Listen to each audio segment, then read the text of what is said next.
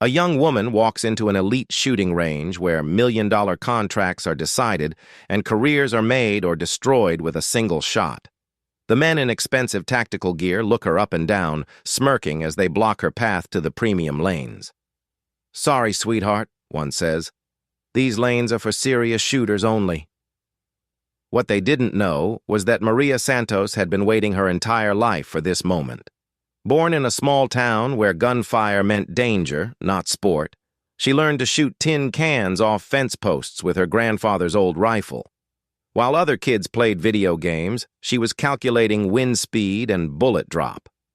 While her classmates went to parties, she spent weekends at abandoned quarries, perfecting her aim until she could hit a dime from 300 yards.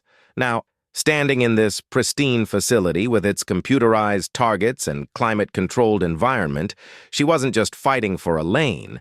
She was fighting for respect, for recognition, and for the chance to prove that talent doesn't come with a gender requirement. The SWAT team members who had dismissed her were about to learn the hardest lesson of their careers. Sometimes the most dangerous opponent is the one you underestimate. Sometimes one perfectly placed bullet can silence a room full of doubt. And sometimes the person everyone overlooks is exactly the person who will change everything.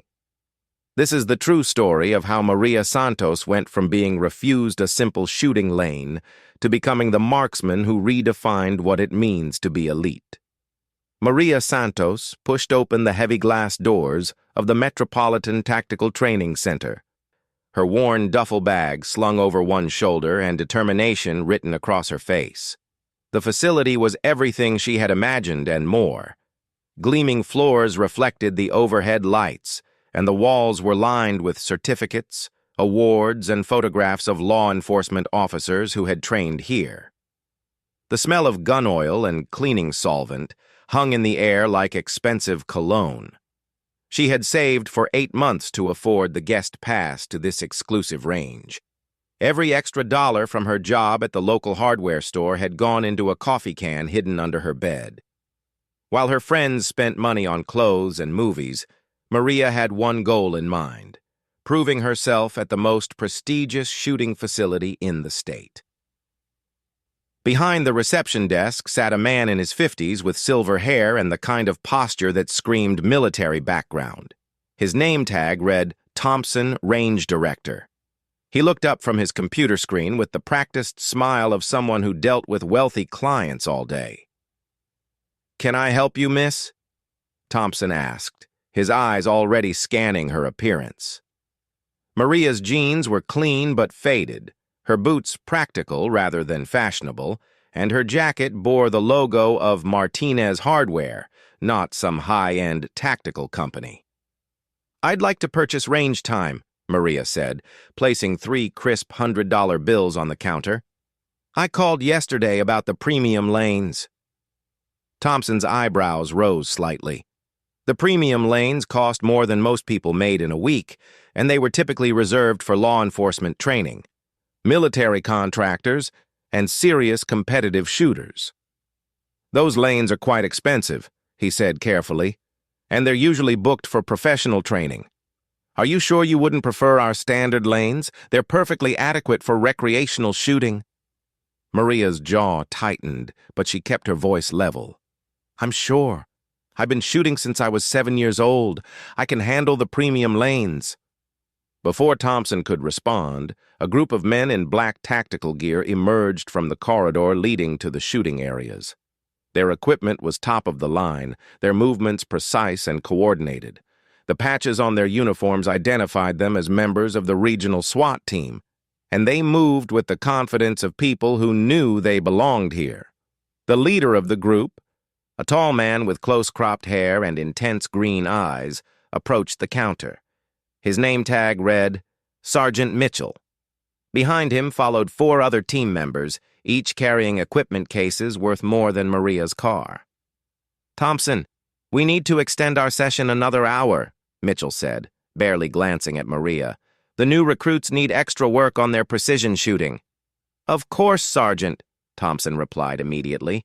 "I'll update your reservation." Maria cleared her throat. "Excuse me, but I believe I was here first." Mitchell turned to look at her for the first time, his gaze taking in her appearance from head to toe. A smirk played at the corners of his mouth. "First for what exactly?" "I'm booking time on the premium lanes," Maria said, her voice steady despite the heat rising in her cheeks. One of Mitchell's team members, a stocky man with a shaved head, let out a short laugh. "Premium lanes? Those aren't for plinking tin cans, sweetheart. This is where professionals train." "I am a professional," Maria replied, though technically she wasn't. She had never been paid to shoot, never competed professionally, but she knew she was better than most people who held those titles. Mitchell stepped closer, and Maria caught the scent of expensive aftershave mixed with gunpowder. "Look, I'm sure you're very good at whatever it is you do, but these lanes are reserved for serious tactical training. We've got a competition coming up against the state police team, and we can't afford to have distractions." "Distractions?" Maria's voice carried just enough edge to make Thompson shift uncomfortably behind the counter. "Come on. Don't take it personally," said another team member, this one younger with perfectly styled blonde hair. "Women can be great shots, but this level of shooting, it's different. It requires upper body strength, mental discipline, the ability to perform under pressure. No offense, but you probably learned to shoot hunting rabbits or something." Maria's grandfather had indeed taught her to hunt, but he had also taught her that respect was earned, not given based on appearance. She took a deep breath, remembering his words. "Mija, when people underestimate you, that's when you have the greatest advantage." "I understand you think I don't belong here," Maria said, looking directly at Mitchell. "But I paid good money for range time, and I'd appreciate the opportunity to use the facilities I'm paying for." Thompson fidgeted with his pen, clearly uncomfortable with the situation. "Miss, perhaps we could start you on lane 15? It's still a premium lane, just not the ones these gentlemen typically use." "Lane 15? Mitchell laughed. "That's barely better than the public ranges. Look, why don't you try the ladies' league at the community center? They meet Tuesday evenings. Much more your speed." The condescension in his voice was like a match to kindling. Maria felt her grandfather's training kick in, the lessons about staying calm under pressure, about never showing your cards until you were ready to play them. She looked at each of the SWAT team members in turn, memorizing their faces, their smug expressions, their complete certainty that she didn't belong in their world. "Tell you what," Maria said, her voice taking on a sweetness that didn't reach her eyes. "Why don't we make this interesting? I'll take lane 15 like you suggested, but how about a little competition to make things fair?" Mitchell raised an eyebrow. "What kind of competition?" "Simple. One shot, one target. Best placement wins. If I lose, I'll take my money and leave quietly. But if I win, you acknowledge that maybe, just maybe, you don't know everything about who belongs on these ranges." The team members exchanged glances, and Maria could see them trying not to laugh. Mitchell rubbed his chin, considering. "One shot? That's it?" "One shot," Maria confirmed. "And when you lose?" asked the stocky man with the shaved head. "If I lose, I'll never come back here. I'll tell everyone that the Metro Tactical Center is exactly as professional as it claims to be." Thompson looked between them nervously. "Gentlemen, I'm not sure this is appropriate." "It's fine, Thompson," Mitchell said, his confidence absolute. "One shot, but let's make it interesting. Not just any target. We'll set up at 200 yards, precision target, standing position, no rest. That's how we settle this." Maria felt her heart rate slow, the way it always did when she was about to take a critical shot. 200 yards, standing, no support. It was exactly the kind of shot she had been practicing in her grandfather's field since she was 12 years old. "Deal," she said. As they walked toward the premium lanes, Maria overheard the blonde team member whisper to his colleague, "This is going to be embarrassing. Should we call an ambulance now or wait until she starts crying?" The premium section of the range was impressive. Each lane was separated by bulletproof glass. equipped with computerized target systems, environmental controls, and spotting scopes that cost more than most people's cars. The targets could be set at distances up to 500 yards, and the whole area was monitored by high-definition cameras that recorded every shot for analysis. Mitchell gestured to lane 12, right in the center of the premium section.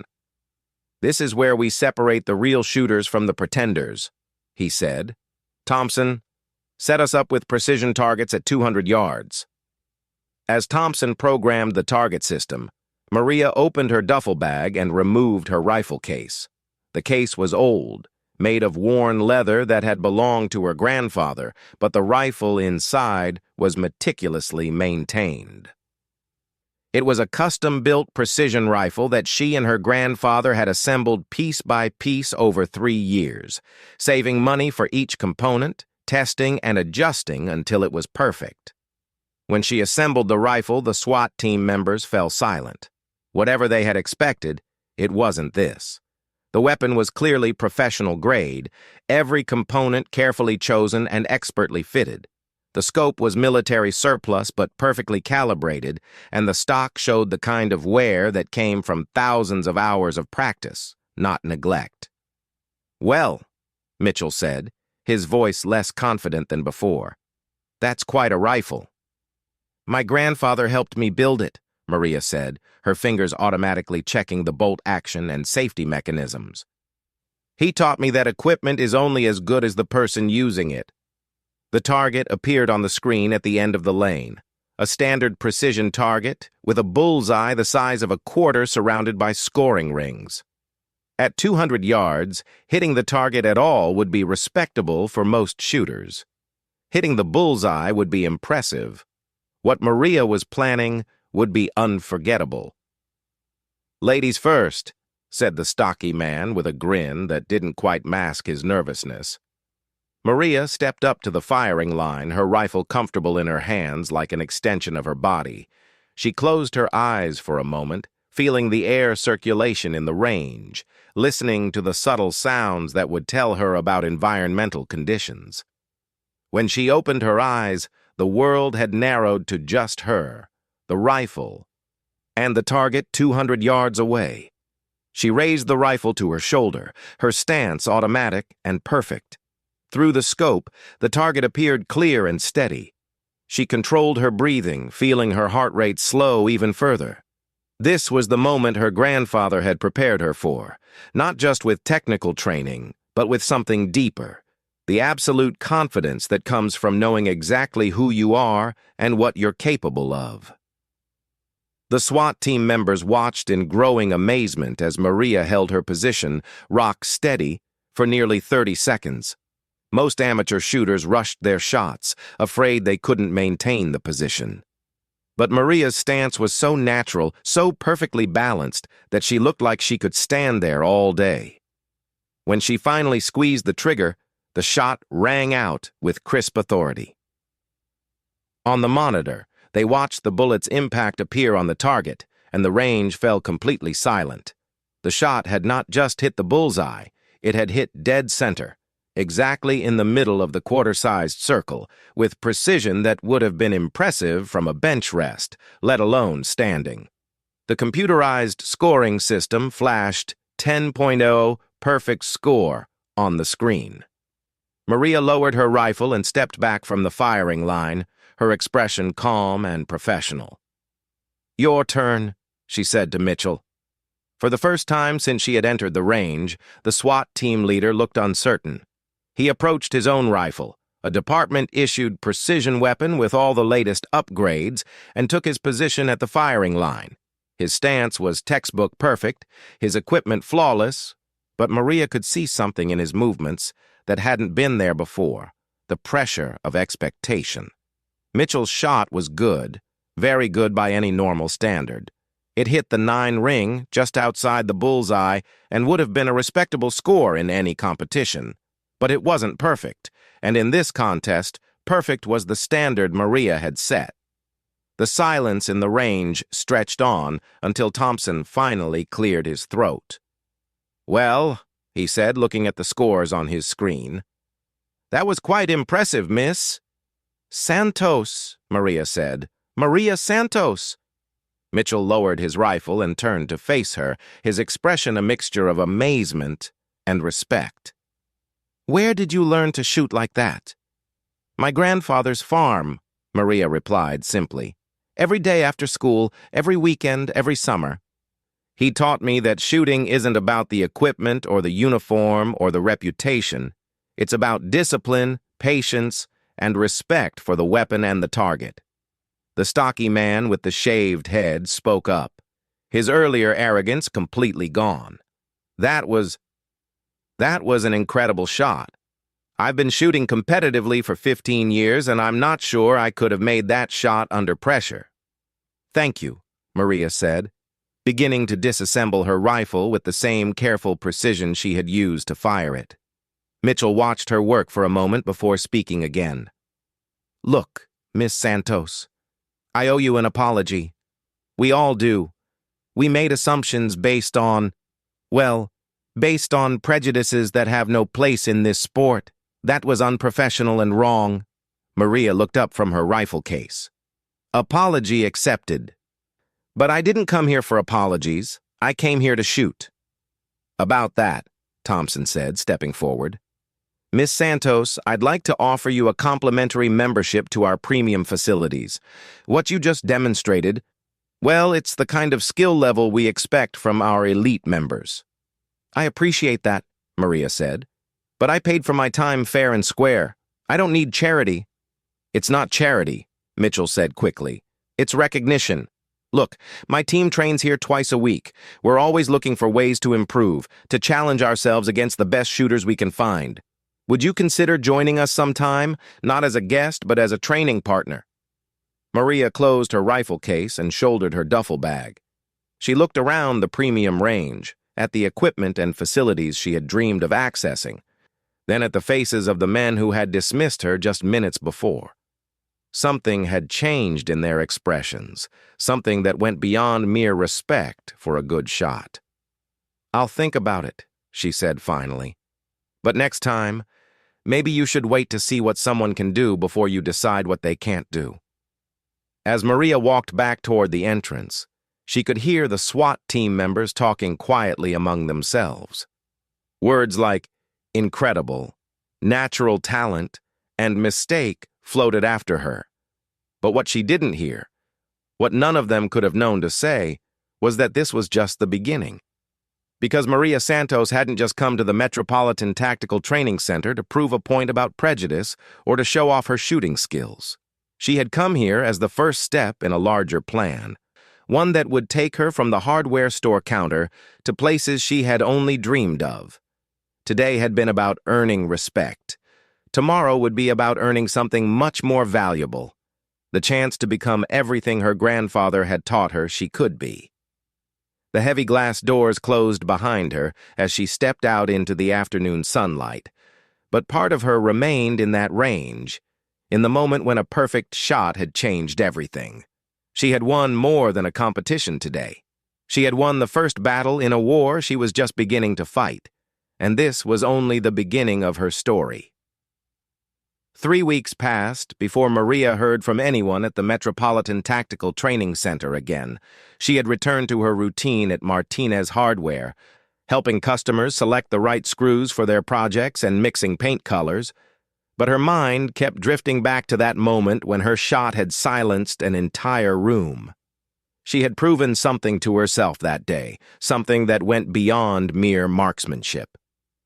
It was a Tuesday morning when the phone call came. Maria was restocking ammunition behind the gun counter when Mr. Martinez called her over, holding the store phone with a curious expression on his weathered face. Maria, there's some guy on the phone asking for you. Says he's from some tactical center. Sounds official. Maria wiped her hands on her apron and took the phone. This is Maria. Miss Santos, this is Sergeant Mitchell from the regional SWAT team. We met at the range a few weeks ago. She remembered him perfectly, of course. The tall man with green eyes who had been so certain she didn't belong in his world. What can I do for you, Sergeant? Well, first, I wanted to apologize again for how we treated you that day. My team and I have been talking about it, and we realize we were completely out of line. I appreciate that, Maria said, though she wondered if this was just a courtesy call. But that's not the only reason I'm calling. Miss Santos, are you familiar with the annual state law enforcement marksmanship competition? Maria's heart skipped a beat. Every serious shooter in the region knew about the competition. It was held once a year and drew law enforcement teams from across 3 states. Winning was considered the ultimate mark of shooting excellence, and the teams that participated were the elite of the elite. I've heard of it, she said carefully. The competition is in 6 weeks, and frankly, my team needs help. We've been training hard, but we're not where we need to be. That shot you made, Miss Santos, in 15 years of competitive shooting, I've rarely seen anything that precise under pressure. We could use someone with your skills. Maria leaned against the counter, her mind racing. Are you asking me to join your team? Not exactly. The team roster is set, but we're allowed to bring in civilian consultants for training purposes. What I'm asking is if you'd consider helping us prepare. Working with us, showing us techniques, maybe helping us understand what we're doing wrong. Mr. Martinez was pretending to organize receipts nearby, but Maria could tell he was listening to every word. She covered the phone's mouthpiece with her hand. Mr. Martinez, would it be okay if I took some time off in the evenings to do some training work? The old man looked up with a grin. Mija, if the police want your help with shooting, you better say yes. That's the kind of opportunity that doesn't come around twice. Maria uncovered the phone. Sergeant Mitchell, I'm interested, but I have conditions. Name them. First, I'm not going to be a token consultant. If I'm going to help, I need real input into your training program. Second, I want to understand what I'm getting into. What exactly is wrong with your team's performance? There was a pause on the other end of the line. Can you meet me for coffee this afternoon? This conversation is better had in person. 2 hours later, Maria sat across from Sergeant Mitchell in a quiet cafe near the tactical center. He was out of uniform, wearing jeans and a polo shirt, and without the intimidating gear and setting, he seemed more approachable, almost vulnerable. The truth is, Mitchell began, stirring sugar into his coffee, we're in trouble. Last year's competition was a disaster for us. We came in 7th out of 12 teams, and that was an improvement from the year before. What's causing the problems? Mitchell ran a hand through his hair. Honestly, overconfidence. For years, we assumed that because we were SWAT, because we had the best equipment and the most training hours, we were automatically better than everyone else. But somewhere along the line, we stopped improving. We got comfortable. Maria sipped her coffee and studied his face. And my shot at the range made you realize that? Your shot made me realize that talent doesn't always come from where you expect it. Here you are, working at a hardware store, no formal training, no department backing, and you outshot my entire team without breaking a sweat. It made me question everything I thought I knew about what makes a great marksman. So what exactly would you want me to do? Mitchell leaned forward. Our biggest weakness is precision shooting under stress. We can hit targets all day on the range, but put us in a competition environment with time pressure, crowd noise, and other teams watching, and we fall apart. You, on the other hand, made that shot while 5 guys were basically betting against you. That's the kind of mental discipline we need to learn. Maria thought about her grandfather's training methods. He had never let her shoot in comfort, rain or shine, wind or calm, with distractions and obstacles. He had taught her that real shooting happened when conditions were far from perfect. How much time are we talking about? 3 evenings a week for 6 weeks, 2 hours each session. And Miss Santos, there would be compensation. The department has a budget for training consultants. How much compensation? $500 per session. Maria tried to keep her expression neutral, but inside she was calculating rapidly. $500 per session, 3 sessions per week, 6 weeks. That was $9,000, more than she made in 4 months at the hardware store. That's very generous, she said. It's what you're worth. Look, I'll be honest with you. If we don't show significant improvement this year, there are going to be questions about our training budget, our effectiveness, maybe even our team leadership. This isn't just about winning a trophy. It's about proving that we deserve the resources and respect we've been given. Maria understood pressure like that. She had felt it every time she stepped up to shoot with her grandfather watching, knowing that her performance reflected not just on her, but on everything he had taught her. What would my role be exactly? I'm not a certified instructor. You don't need to be. What you need to be is someone who can show us what we're missing. Someone who can look at our technique and tell us why we're not performing at our potential. Mitchell pulled out a tablet and showed her video footage from the previous year's competition. This is us at last year's event. Watch our precision shooting event. Maria watched as the SWAT team members took their positions. Their stances were perfect, their equipment flawless, but something was off. They moved like they were going through the motions rather than truly engaging with each shot. There was no flow, no natural rhythm. They're thinking too much, Maria said after watching for a few minutes. What do you mean? Look at their preparation time. They're taking forever to line up each shot, second-guessing themselves, overthinking every variable. Good shooting isn't about calculating everything perfectly. It's about trusting your training and letting your body do what it knows how to do. Mitchell paused the video. Can you teach that? I can try, but it's going to mean breaking down some habits and building new ones. Your team members might not like having their technique criticized by someone who's never been through police training. Let me worry about my team. The question is, are you willing to try? Maria looked around the cafe at the normal people living normal lives, then back at Mitchell's earnest face. 6 weeks ago, she had never imagined this conversation would be happening. Now she was being offered a chance to work with elite law enforcement, to earn more money than she had ever made, and to prove that her skills were more than just a hobby. I have one more condition, she said. What's that? If I'm going to help your team improve, I want to understand the competition format completely. I want to observe a full training session first, see exactly what we're working with. Done. When can you start? This Thursday evening. They shook hands across the table, and Maria felt the same focused calm that came over her before a difficult shot. She was stepping into unknown territory, but she had been preparing for this moment her entire life without knowing it. Thursday evening, Maria arrived at the tactical center wearing dark jeans and a plain black shirt. She had put her hair back in a tight ponytail and wore her grandfather's old shooting glasses, a talisman that made her feel confident and connected to everything he had taught her. Mitchell met her at the entrance and led her to the premium range section, which had been configured for training. The 5 team members she remembered from her first visit were there, along with 2 others she hadn't met. They were dressed in full tactical gear, and their equipment cases were open, revealing an impressive array of weapons and accessories. Gentlemen, Mitchell called the group to attention, this is Maria Santos, the training consultant I told you about.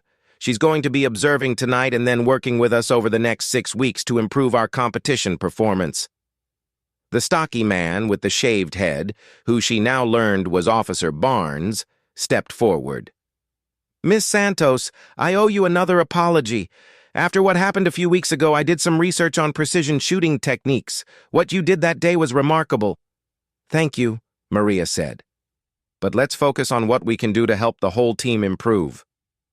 The blonde officer, introduced as Thompson Jr., apparently the range director's nephew, looked skeptical. No offense, but what kind of training background do you actually have? I mean, besides being able to make good shots yourself? It was a fair question, and Maria had been expecting it. I don't have formal training credentials, she admitted, but I've been studying shooting technique and psychology for 15 years. My grandfather wasn't just a good shot, he was a teacher. He showed me how to analyze what makes shooting work and what breaks it down. Mitchell gestured toward the targets. Rather than talk about it, why don't we just start with tonight's planned training and see what Maria observes? For the next 2 hours, Maria watched the team run through their competition routine. The event format included 3 main challenges: precision shooting at 200 and 300 yards, tactical shooting through an obstacle course, and a team event where coordination was as important as individual skill. What she saw was exactly what she had suspected from the video. The team members were technically proficient, but mentally tight.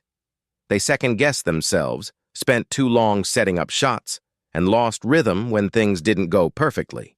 Their equipment was flawless, but they seemed to be fighting it rather than working with it. During a break, Officer Martinez, a serious-looking woman in her 30s, approached Maria. "What do you think? Honestly?" "Honestly? You're all good shooters. But you're shooting like you're afraid to miss. What's wrong with not wanting to miss?" "Fear of failure changes everything about your shooting. Your grip gets tighter, your breathing gets shallow, you rush some things and overthink others. You end up fighting yourself instead of just shooting." Martinez frowned. "But this is a competition. The stakes are high. How can we not think about missing? By trusting that you've trained enough that missing isn't the most likely outcome. Your muscle memory knows what to do. Your job is to get out of its way." Near the end of the session, Mitchell called everyone together. "Maria's going to make some observations about tonight's training. I want everyone to listen with an open mind." Maria stood in front of the group, feeling the weight of their attention. These were experienced professionals, and she was about to critique their methods, but she remembered her grandfather's words. "When you know you're right, be confident. When you think you might be wrong, be humble. The key is knowing the difference." "You're all excellent shooters individually," she began, "but you're not shooting like a team that trusts itself. Watch this." She had Mitchell set up a simple drill.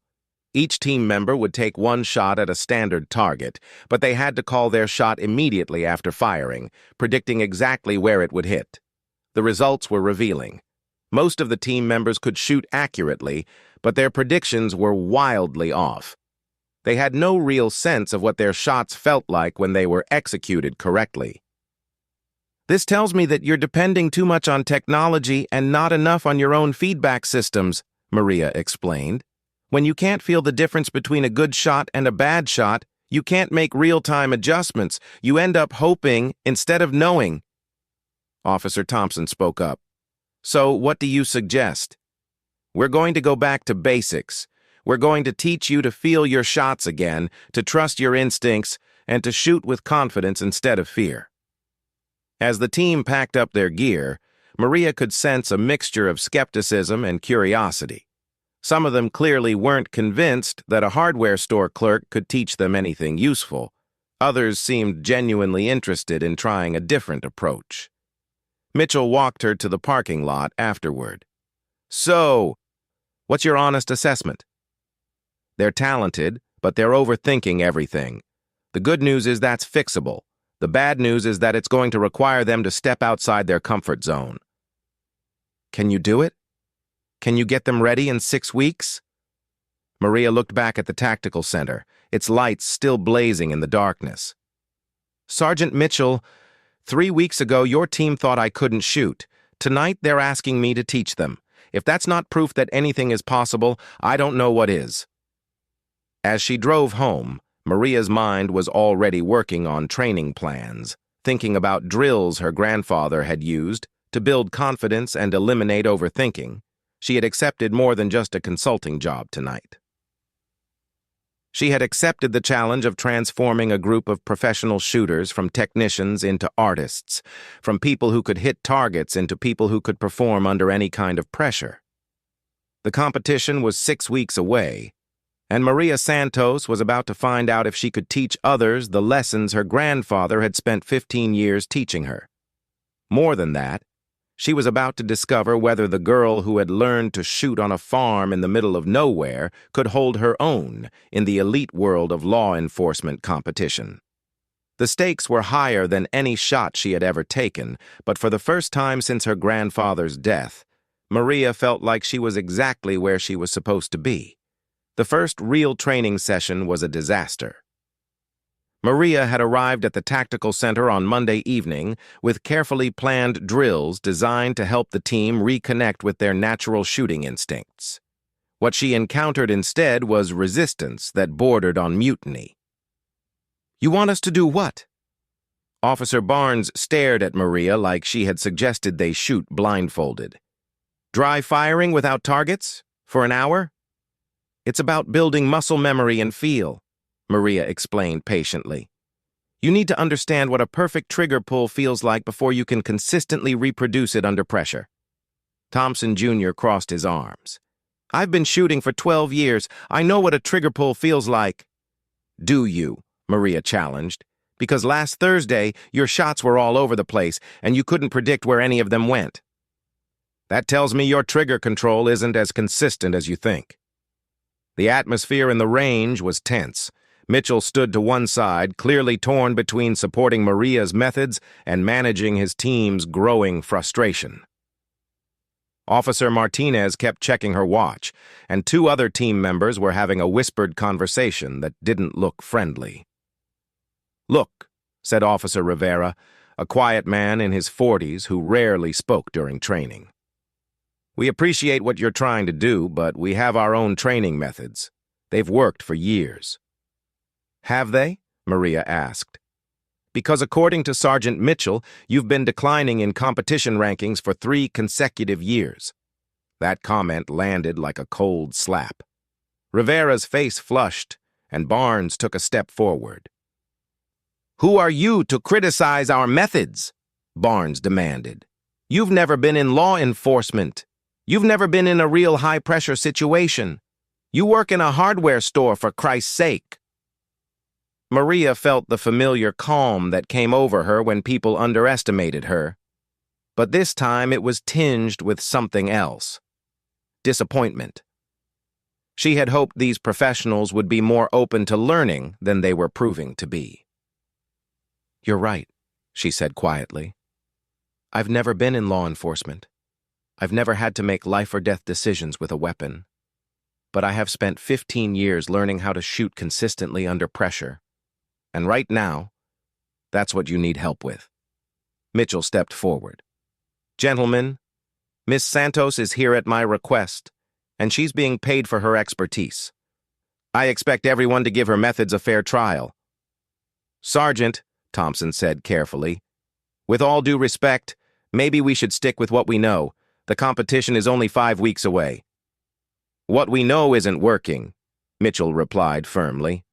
"That's why we're trying something different."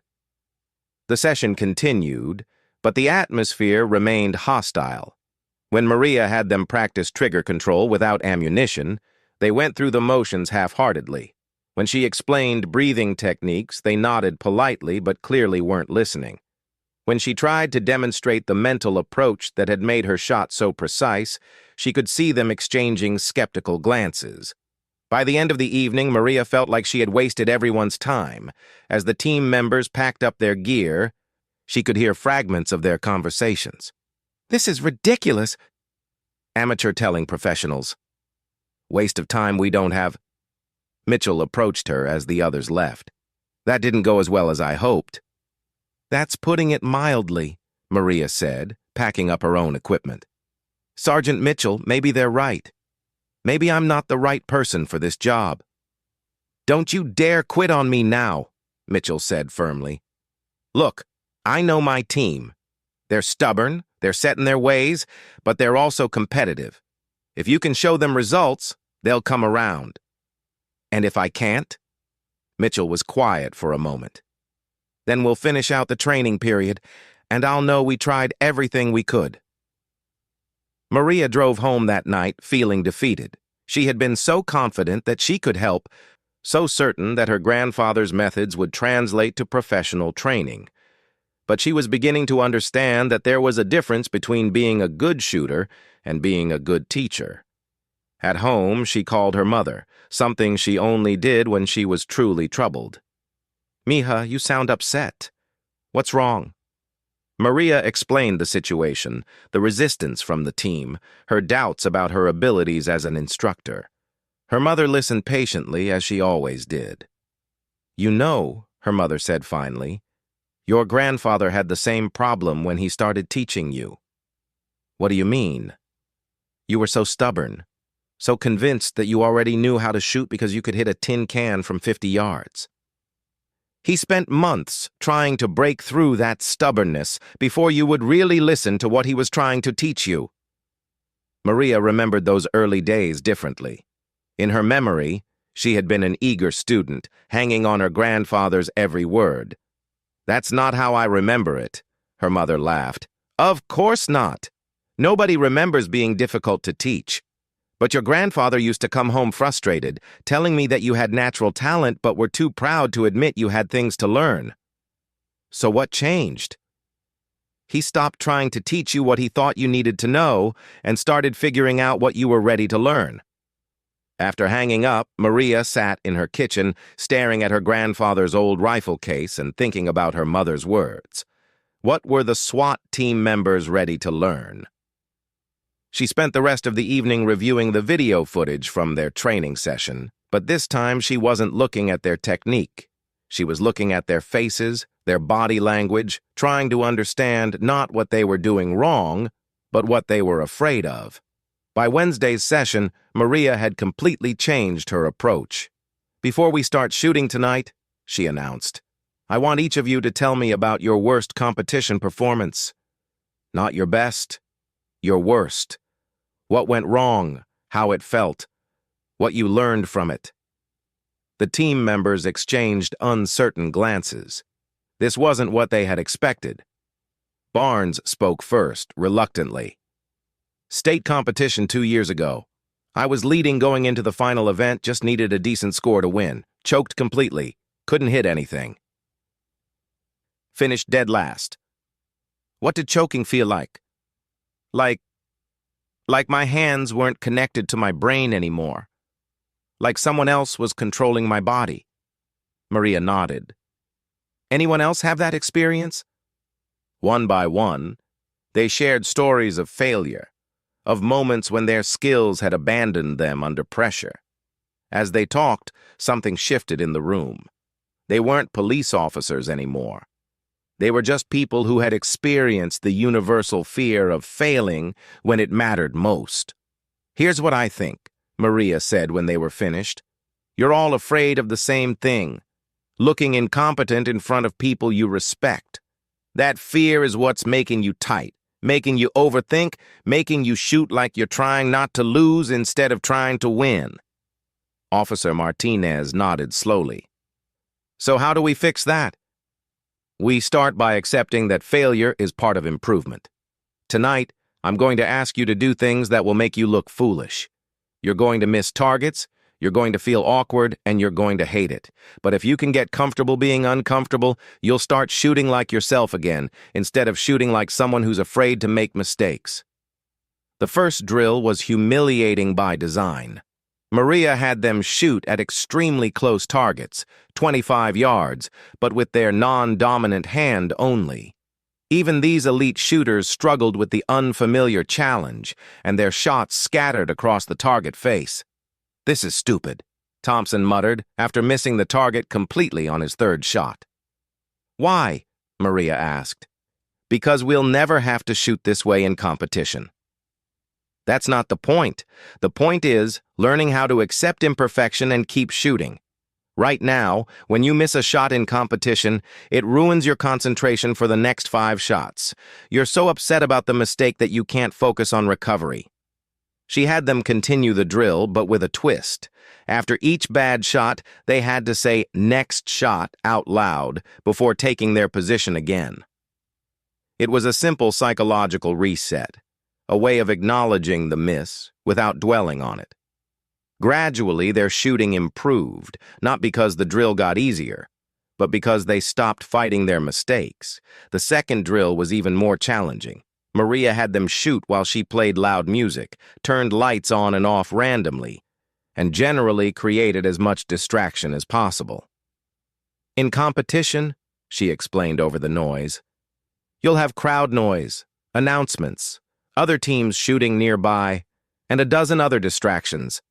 If you can only shoot well in perfect conditions, you can only win when everything goes exactly right. By the end of the session, the team members were exhausted, frustrated, but oddly energized. They had missed more shots in 2 hours than they usually missed in a week, but they had also learned something valuable. Missing wasn't the end of the world. "How do you feel?" Maria asked as they cleaned their weapons.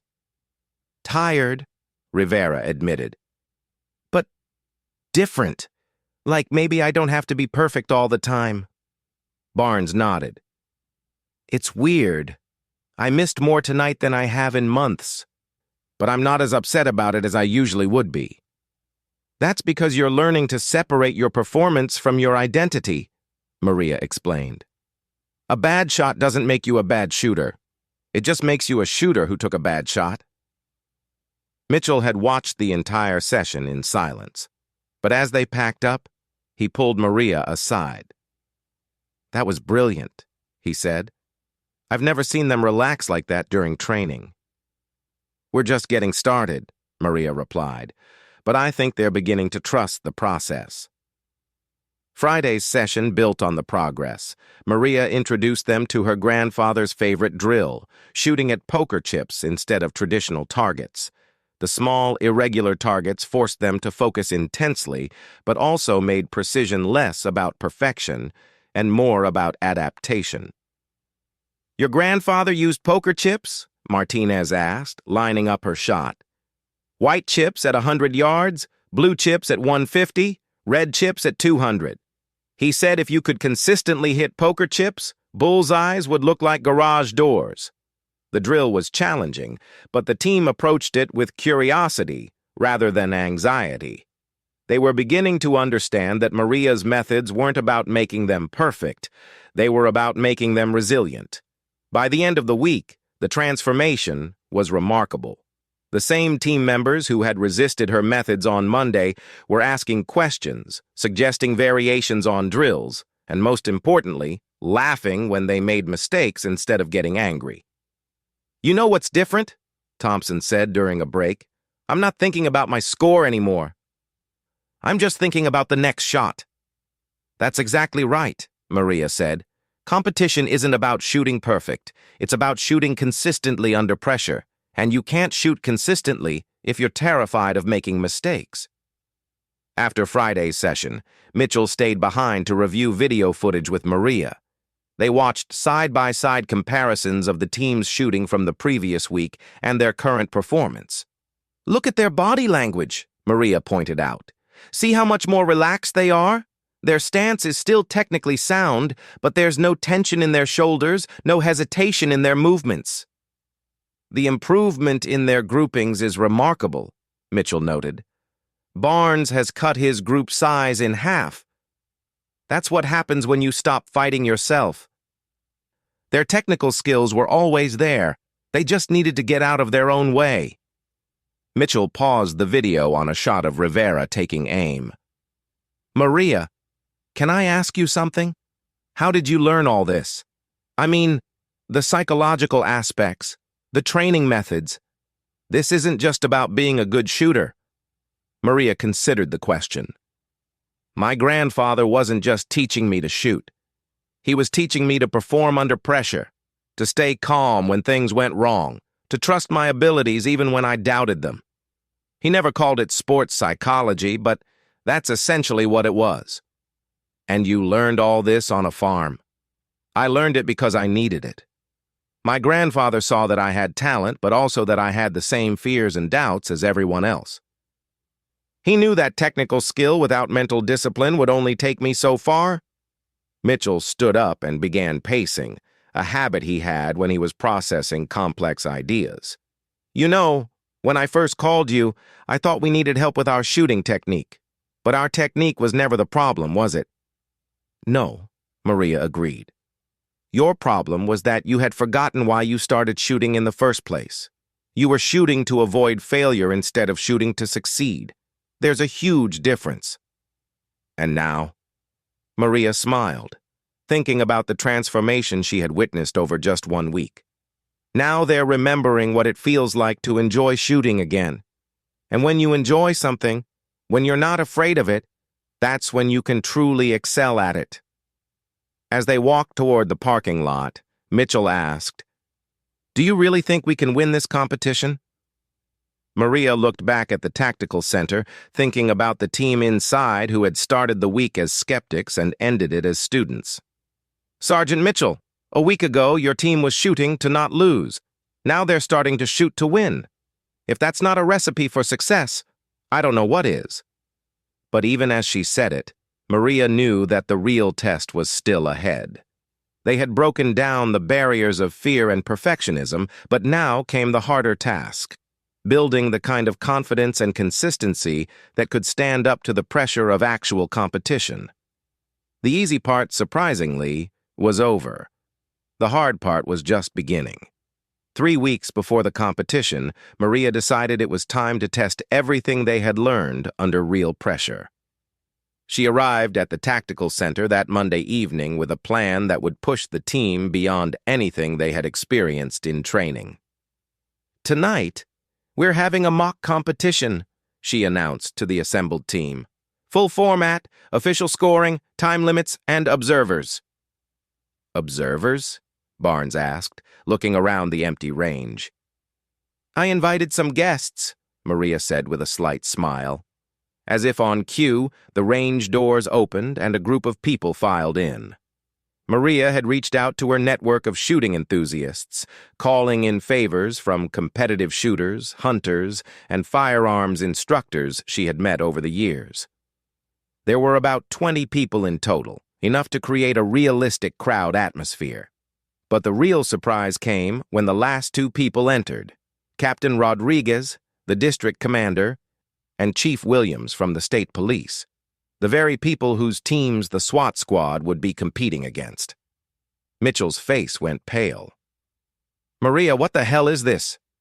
"This is reality," Maria replied calmly. "In 3 weeks, you'll be shooting in front of competitors, judges, department brass, and media. If you can't perform under these conditions, you're not ready." Thompson Jr. looked like he was about to be sick. "You didn't tell us we'd have an audience. Because if I had, you would have spent all day getting nervous instead of just shooting. This is exactly the kind of situation where your old habits will try to take over. Tonight, we find out if the last 4 weeks meant anything." Maria had set up the range to mirror the competition format exactly. There would be 3 events: individual precision shooting at 200 meters, tactical movement and shooting through an obstacle course, and a team event that required coordination and communication. The observers took their seats in the gallery area, and Maria could see several team members' hands starting to shake slightly. This was the moment of truth. "Remember," she called out before they began, "everything you've learned applies here. Bad shots happen, next shot. Perfect isn't the goal, consistent is the goal. You're not shooting to impress anyone, you're shooting because you know how to shoot." Officer Rivera stepped up for the first individual event. He had been one of the most resistant to Maria's methods initially, but had become one of her strongest supporters as he saw his performance improve. Now, with 20 pairs of eyes watching him, he looked nervous but determined. Maria watched his pre-shot routine, noting the small signs that would tell her whether he was applying what they had practiced or reverting to old patterns. His breathing was controlled, his stance relaxed but stable. When he raised his rifle, the movement was smooth and confident. His first shot was a solid 9, just outside the bullseye. In the old days, Maria knew this would have shaken his confidence for the remaining shots. But Rivera simply nodded, said, "Next shot," quietly to himself, and reset his position. His second shot was a 10. His third was another 10. By the time he finished his string of 5 shots, he had scored 47 out of a possible 50, his personal best under observation. The other team members watched in amazement as Rivera walked back from the firing line with a calm smile on his face. "How do you feel?" Maria asked him. "Honestly, I feel like I could do it again right now and score even better. I wasn't fighting the pressure, I was just shooting. Barnes went next, and his performance was equally impressive. The stocky officer who had been so skeptical of Maria's methods shot a 45, missing the bullseye by fractions of an inch on his final shot, but maintaining composure throughout. One by one, the team members completed the precision event, and their scores were consistently higher than their previous bests. But more importantly, their demeanor was completely different from what Maria had observed in their early training sessions. They looked like shooters who belonged at this level of competition. The tactical movement event was more challenging. It required shooting while moving through obstacles, engaging multiple targets under time pressure, and making quick decisions about target priorities. This was where the mental training would be tested most severely. Martinez stepped up to the start line, her equipment checked, and her game face on. At Maria's signal, she began moving through the course, engaging targets as they appeared. Her shooting was smooth and accurate, but what impressed Maria most was her decision-making under pressure. When she had a malfunction with her rifle, instead of panicking, she calmly cleared it and continued without losing significant time. Thompson, Jr., who had been the most vocal critic of Maria's methods, surprised everyone with a nearly flawless run through the course. His shots were precise, his movement efficient, and his confidence evident in every action. After the individual events, the team gathered for the most challenging part, the team event. This required all 7 members to work together, communicating and coordinating their shooting to engage a complex array of targets within a strict time limit. This was where Maria's emphasis on trust and communication would be truly tested. In the past, the team had struggled with this event because individual members would try to compensate for perceived weaknesses in their teammates, leading to confusion and missed opportunities. "Remember," Maria said as they prepared, "trust your teammates. Each of you has a specific role. Do your job and let others do theirs." The team event began, and Maria watched with growing excitement as everything clicked into place. Rivera, as team leader, called out target assignments clearly and calmly. Barnes and Martinez moved in perfect coordination, their shooting synchronized and efficient. Thompson and the others responded to commands instantly, no hesitation or second-guessing. When the time buzzer sounded, the team had achieved something they had never done before. They had cleared all targets within the time limit while maintaining excellent accuracy. The observers burst into spontaneous applause. Captain Rodriguez approached Mitchell as the team was checking their scores. "Sergeant, that was remarkable. I've never seen your team shoot with that level of confidence and coordination."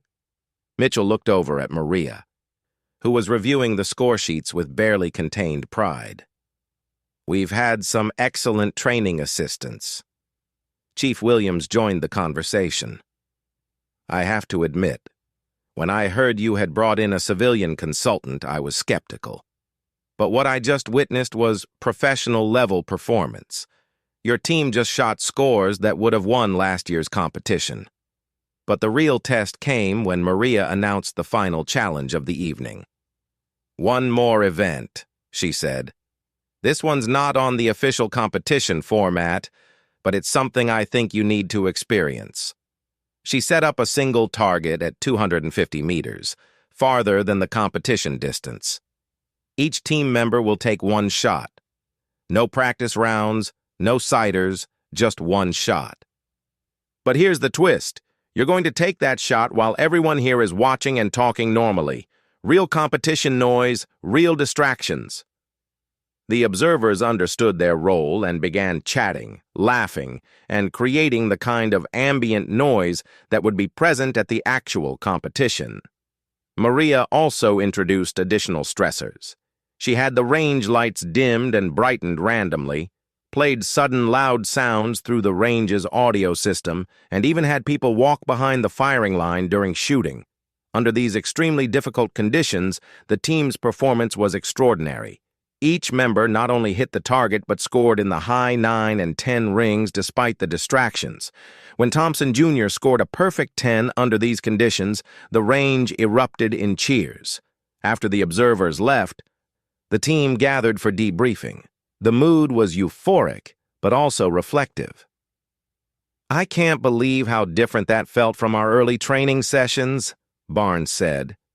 3 weeks ago, having people watch me would have destroyed my concentration. Tonight, I barely noticed they were there. "That's because you weren't shooting for them," Maria explained. "You were shooting for yourself, trusting your abilities, focused on process rather than outcome." Martinez nodded thoughtfully. "It's like the pressure was still there, but it wasn't controlling me anymore. I could acknowledge it and then set it aside." Mitchell looked at the score sheets again, shaking his head in amazement. "These scores would have placed us second overall in last year's competition. And that's with additional stressors that weren't even part of the real event."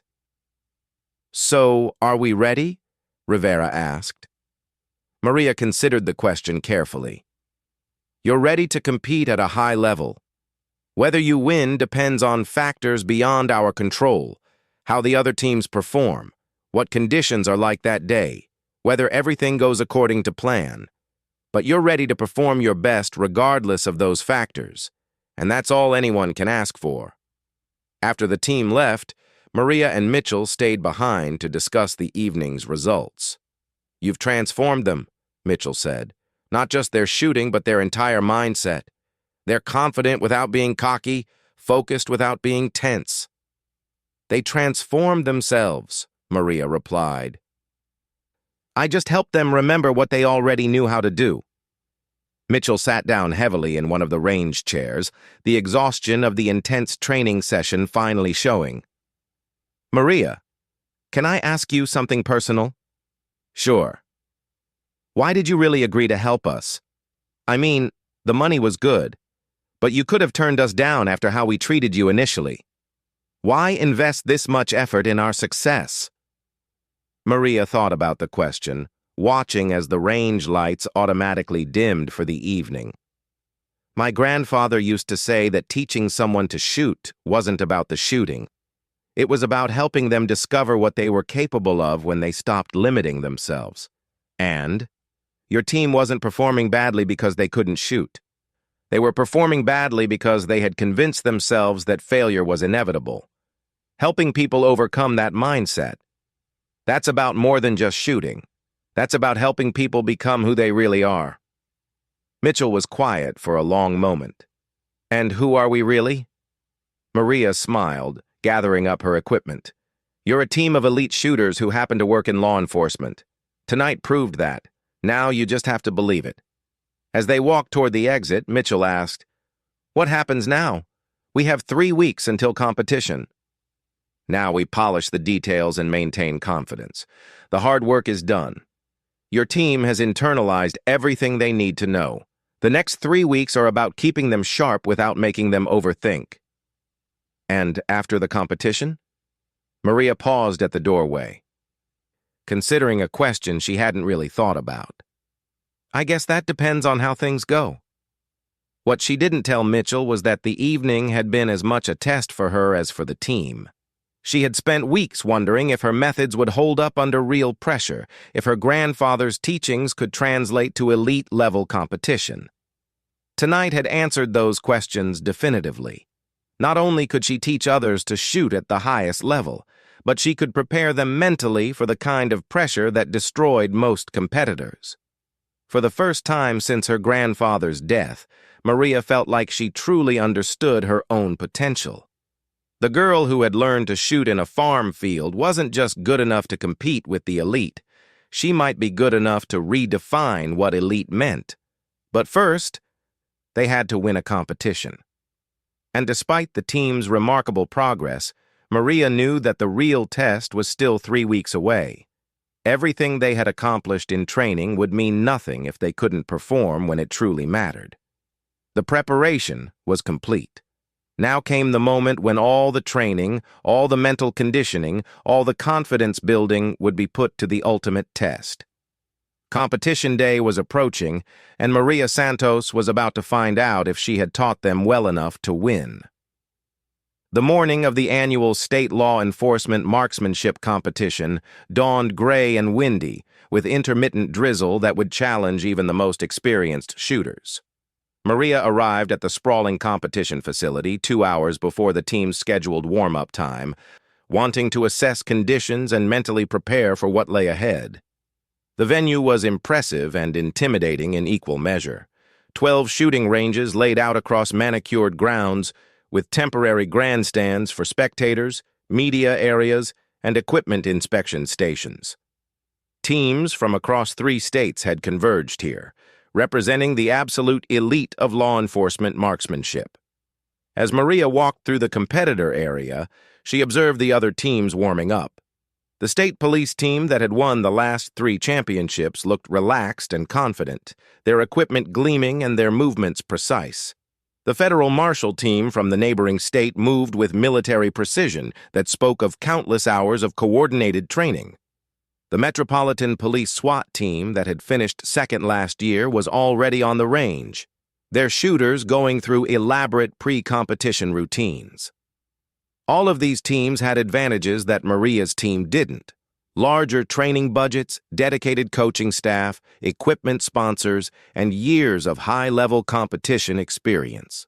What her team had was 6 weeks of intensive mental conditioning and a completely transformed approach to shooting under pressure. Mitchell's team arrived as a group, their department van pulling into the designated parking area at exactly 7:30 a.m. Maria watched them emerge, noting their body language and demeanor. They looked focused but relaxed, confident without being cocky.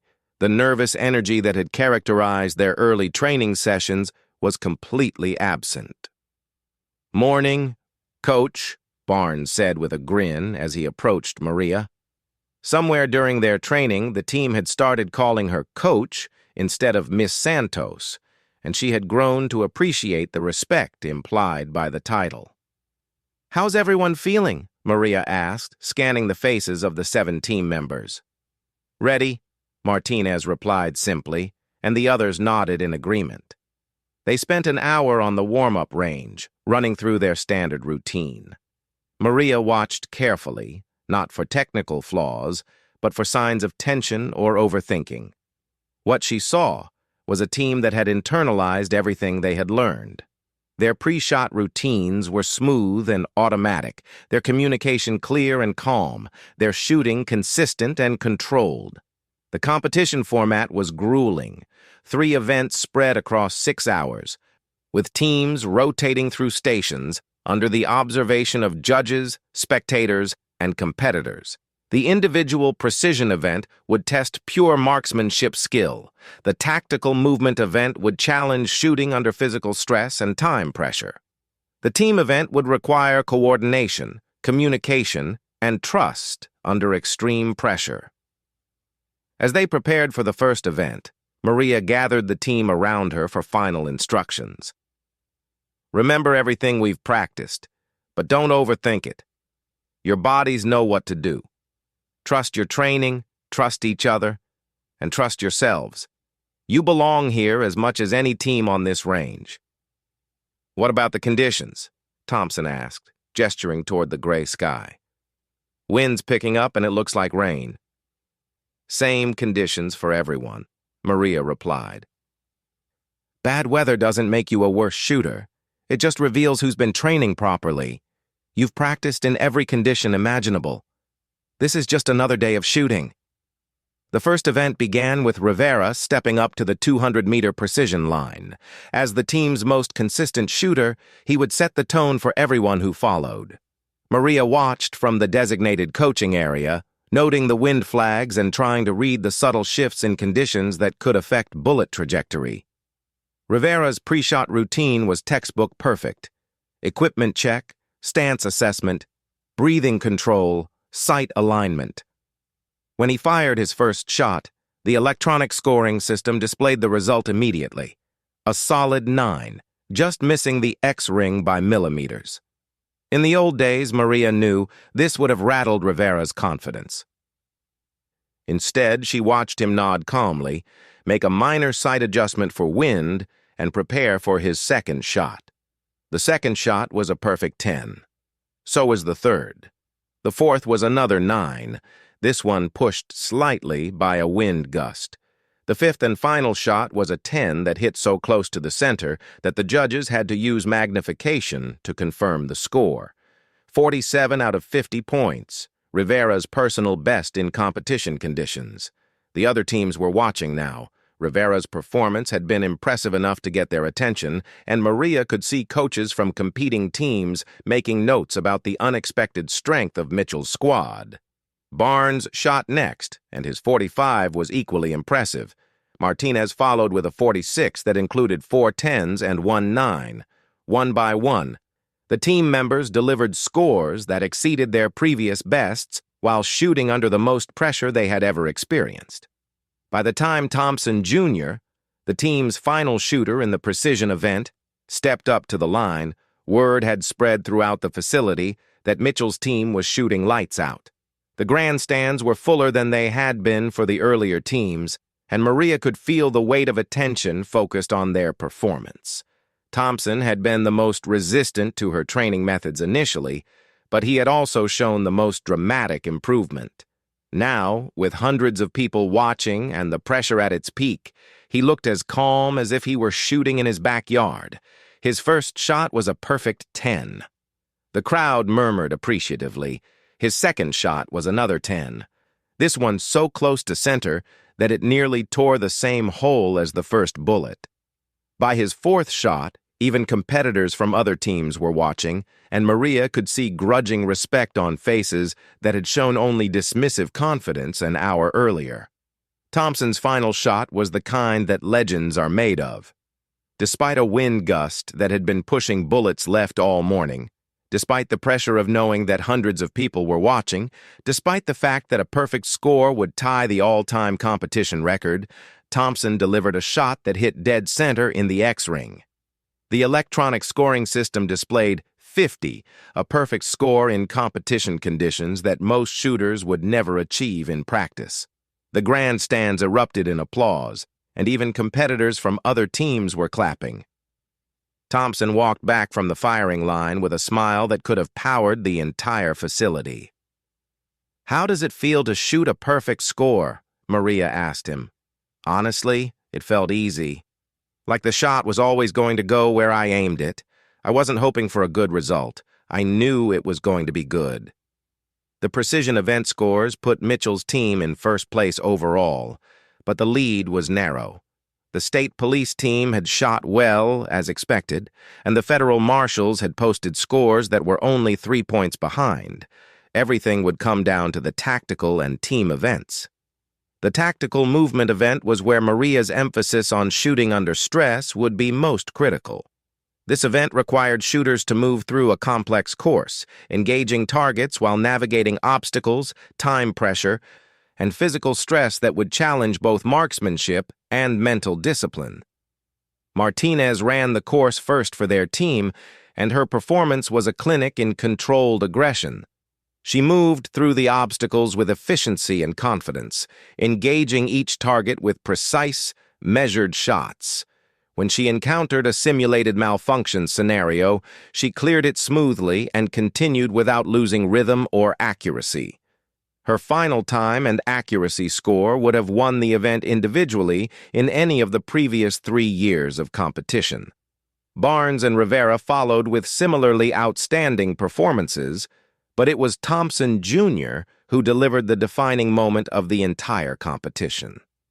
The course included a section where shooters had to engage targets while lying prone under a low obstacle, then transition immediately to standing and engage a target at 150 meters.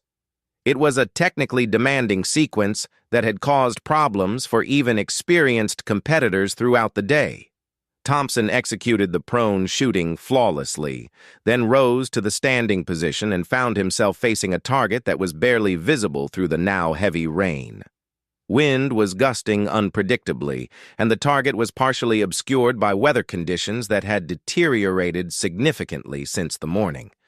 This was exactly the kind of situation where the old Thompson would have rushed the shot, second-guessed himself, or allowed the pressure to destroy his concentration. Instead, Maria watched him take his time, read the conditions carefully, and set up for a shot that most competitors would have considered nearly impossible. The shot rang out, and for a moment that seemed to stretch forever. No one could see the result through the rain and poor visibility. Then the range officer's voice came over the loudspeaker. "Target hit. Perfect score." Thompson had made a shot that many of the observers would later describe as the best they had ever seen in competition conditions. Under pressure, in terrible weather, with everything on the line, he had delivered exactly when his team needed it most. By the end of the tactical event, Mitchell's team had opened up a commanding lead. But the team event, where coordination and communication under pressure were as important as individual shooting skill, remained. This was the event where Maria's emphasis on trust and mental discipline would face its ultimate test. 7 shooters had to work together flawlessly, each performing their individual role while remaining aware of and responsive to their teammates' actions. As the team prepared for their final event, Maria gathered them one last time. "This is what we trained for," she said simply. "Not just the shooting, but the trust. Trust yourselves, trust each other, trust your preparation. You've already proven you belong here, now prove you can win." The team event began, and Maria watched with growing amazement as everything they had worked on for 6 weeks came together in perfect synchronization. Rivera's commands as team leader were clear and calm. The individual shooters responded instantly and accurately. When Barnes encountered a target that was partially hidden by an obstacle, Martinez smoothly adjusted her position to provide supporting fire without being asked. It was shooting as art rather than technique, performance that transcended individual skill and became something greater than the sum of its parts. When the final buzzer sounded, Mitchell's team had not only won the team event, but had set a new competition record in the process. As the scores were tallied and verified, Maria stood with Mitchell watching their team celebrate. The transformation from 6 weeks earlier was so complete that it seemed almost surreal. "We won," Mitchell said quietly, still processing the reality of what had just happened. "You won," Maria corrected. "You and your team. I just helped you remember what you were capable of." The awards ceremony was held that evening, and Maria watched from the audience as Mitchell's team received the championship trophy. When the team captain was asked to comment on their victory, Mitchell stepped to the microphone. "This championship belongs to every member of our team," he said, "but it never would have happened without the guidance of someone who taught us that shooting isn't about equipment or technique or even talent. It's about trust. Trust in your abilities, trust in your preparation, and trust in your teammates." He paused, looking directly at Maria in the audience. "6 weeks ago, we thought we knew everything about competitive shooting. Then someone showed us that we knew nothing about competitive thinking. The difference between those two things is what won this championship." After the ceremony, Maria found herself surrounded by coaches and team leaders from other squads, all wanting to know about her training methods. Several offered her consulting positions with their teams, and one mentioned that her reputation had already reached competitive shooting circles far beyond law enforcement. But the moment that meant the most came when Captain Rodriguez approached her as the crowd was dispersing. "Miss Santos, I owe you an apology. When Mitchell first told me he was hiring a civilian consultant, I thought it was a waste of department resources. I was wrong." "Thank you, Captain. I'd like to offer you a position. The department is creating a new training coordinator role for our competitive teams. Full-time position, excellent benefits, and the opportunity to work with shooters from multiple departments across the region." Maria felt her heart skip a beat. 6 weeks ago, she had been measuring paint and stocking shelves at Martinez Hardware. Now she was being offered a career that would allow her to do what she loved while helping others achieve their potential. "I'm very interested," she said, "but I'd like some time to think about it." Of course, take all the time you need. As Maria drove home that night, the championship trophy sitting in the passenger seat, the team had insisted she keep it for the week. She reflected on everything that had changed. The girl who had learned to shoot on her grandfather's farm had just coached a law enforcement team to a state championship. The woman who had been refused a shooting lane because she wasn't serious enough had proven that she understood shooting at a level deeper than most professionals. But more than that, she had discovered something about herself that her grandfather had probably seen years earlier. She wasn't just a gifted shooter. She was a teacher who could help others find greatness they didn't know they possessed. The phone rang as she pulled into her driveway. It was Mitchell. "Maria, I just wanted to thank you one more time. What you did for us, it changed everything. Not just our shooting, but how we think about ourselves and what we're capable of. You're welcome, Sergeant. But you should know that this experience changed me too. 6 weeks ago, I thought I knew what I wanted to.